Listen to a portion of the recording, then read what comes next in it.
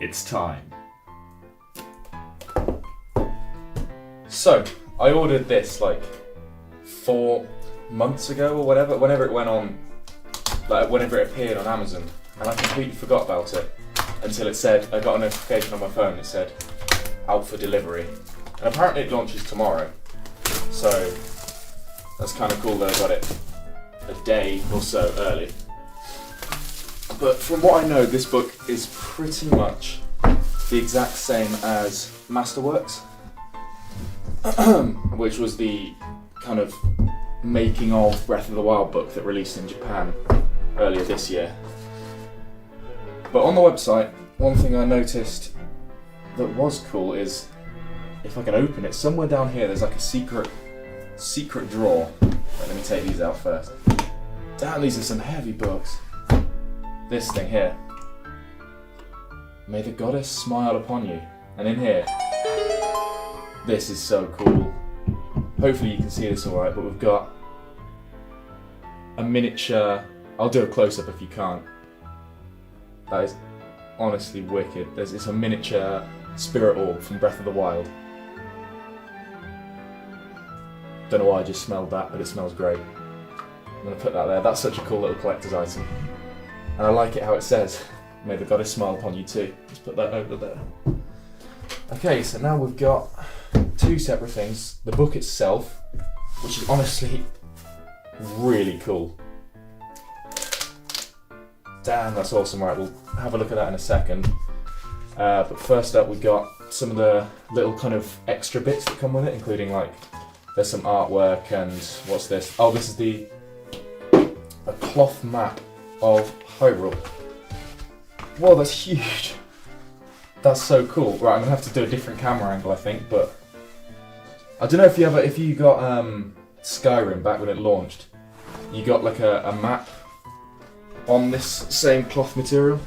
I think there was one with The Witcher 3 as well. But there wasn't one with Breath of the Wild, or at least I didn't get one, because I didn't get the right edition. But that's very, very cool. I'll put a close-up or something if you can't see. That's very cool. What else is this? Hey, it's the photo from the end of the Champion's Ballad. By the way, I found this when I was looking through my teacher's notes. I was thinking, you should be the one to keep it. And it's printed on like, I don't know if the camera shows it upright, but it's printed on actual photo paper as well, like it's a real photograph. That's really cool. Okay, let's have a look at the book. So, I haven't got Masterworks like myself. Obviously, I was just going to wait for the English edition rather than buy a Japanese book. But I've read through it online, so I kind of know mostly what was in it. So, hopefully, if there's anything different in here, I'll be able to spot it. Or if there's anything interesting. What I'm probably going to do, open your eyes. What I'm probably going to do is have a look through the book, flick through it now during the unboxing, and then if I find anything really interesting that maybe I didn't see pointed out with Masterworks in its translations, then I'll feature it later on if there's like anything cool that shows up. Hey, I love how these are all like the loading screens from the game. Illustrations.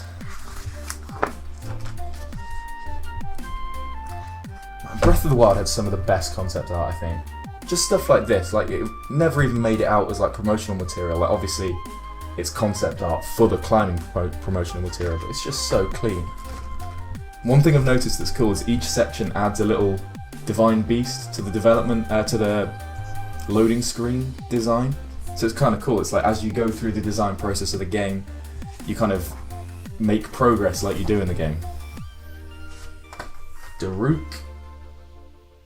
Originally his shoulders were meant to be volcanoes, and magma flowed through him. That would have been sweet.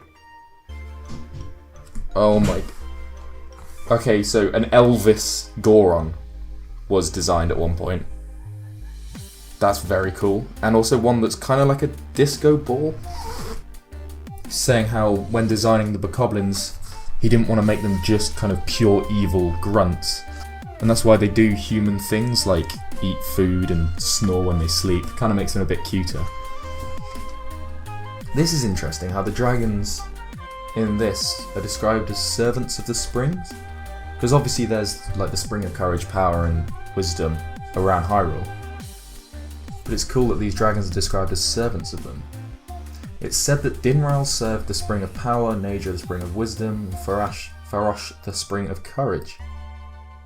Oh, so originally at stables, horses were meant to be able to pop their heads out and say hi to you if like you come near, and they could eat fruit and tree branches.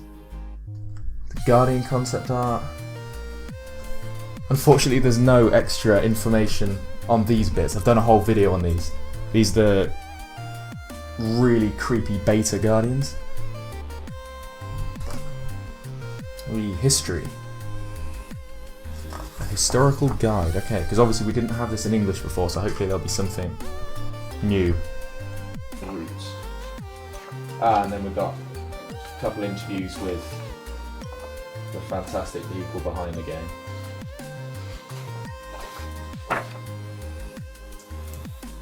So overall, I'm very glad I got that book. I'm gonna go over it again, obviously in detail, and see if there's anything interesting or cool that you won't have seen before if you've only looked at Masterworks. But yeah, very cool stuff.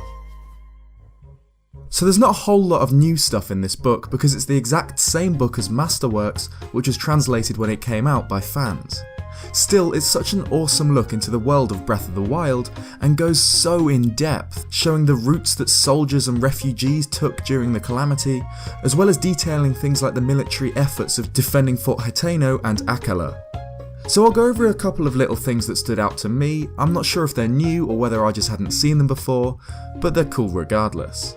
So there's a tiny little bit here which explains the placement of the Sheikah Towers, which are apparently placed in each region in positions closest to central Hyrule, in order to detect the return of the Calamity Ganon. And apparently Master Koga has the same ancient power used by Sheikah technology, which would explain why he can perform feats such as creating blue energy barriers while other Yiga clan members cannot. It makes sense then that Monk Maz Koshia also has this power. There's a load of backstory detailing just how badass Link was prior to Breath of the Wild. Seriously, this dude was a beast. He was born to a line of knights, likely in Hateno village, and was skilled with both blade and bow, and apparently found the Master Sword and pulled it from its pedestal when he was only 12 or 13, a feat which apparently takes extraordinary physical and mental strength. He rose through the ranks of the knights incredibly quickly, which made a few of the other knights angry, but it's safe to say it was well deserved. At some point during the testing of Sheikah weaponry, a Guardian malfunctioned and went berserk, though Link managed to defeat it, leading to him being anointed Zelda's personal knight, a story that was also told in Daruk's training journal in the Breath of the Wild DLC. He then travelled to Zora's domain and killed a Lynel before teaching skills to the young Zora. And even during the Great Calamity, when the entire kingdom was being laid flat by Ganon, Link did his duty to Zelda. The champion and the princess fled from Hyrule Castle, and along the way Link destroyed a large amount of the behemoth machines before finally falling near Fort Hateno, miles from where they fled. There's a cool description of the silver enemies that can appear later on in the game and the lore behind them. The book says that, as Link gets more powerful, Calamity Ganon itself fears his growing power and so increases the power of the monsters. The purple patterns on their bodies are signs of his influence. So overall, creating a champion is a really cool celebration of a fantastic game. While it doesn't contain much new information, as it's just a localized Masterworks, it's still a really awesome book. I might cover some of the more detailed stuff in this book in standalone videos, such as a video detailing the defense of the Akkala fortress. Let me know if you want to see that. If you like this video, leave a like, it really helps the channel out, or subscribe if you want to see some more Zelda or Smash Bros content. Cheers guys, and I'll see you next time.